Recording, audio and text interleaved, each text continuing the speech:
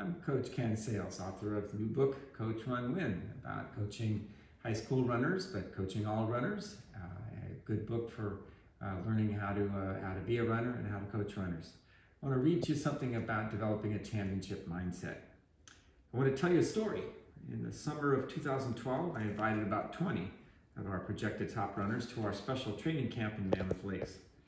For many years, we had been a good program in Southern California, making the CIF prelims most years, and frequently CI finals. We usually finished in the top 6 to 10 range in the highly competitive Orange County Championship races. Still, we weren't a great program. I studied and read and talked with other coaches and attended seminars, but we were still missing something to get to the next level. As I was preparing for our education seminars, I knew I'd have 2 periods in a day at camp.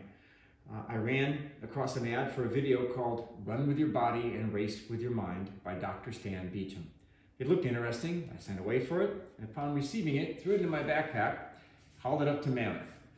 Now, good teaching methodology would suggest previewing a DVD ahead of time to make sure it's relevant and appropriate for the learners. I didn't do that. Instead, I apologized to the girls ahead of time, put on the DVD, and watched. My life and those of my teams changed because of the next few minutes watching that video. In it, Dr. Beecham addressed a room of runners and asked them what their goals were. Many responded with a race time like 17:59 or 15:59.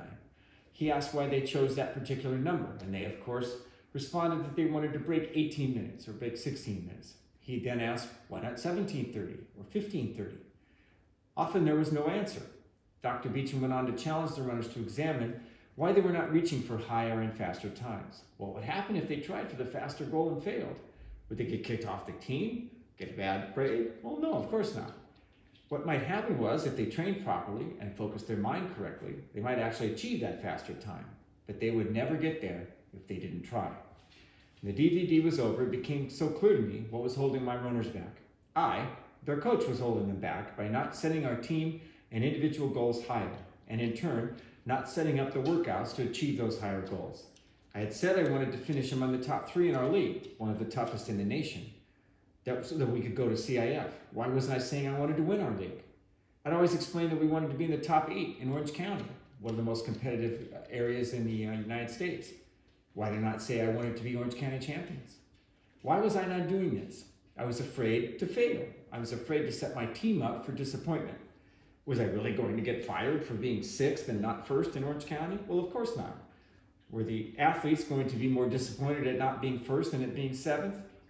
My athletes and I vowed then and there, as a team, to never settle for trying to be less than the best. We understood we might not reach number 1, but at least we wanted to try by pushing our own limits.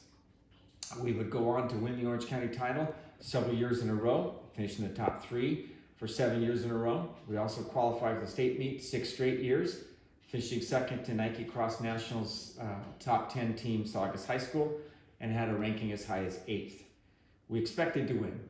We expected to be 1st. And we planned our workouts to get to the state meet and beyond.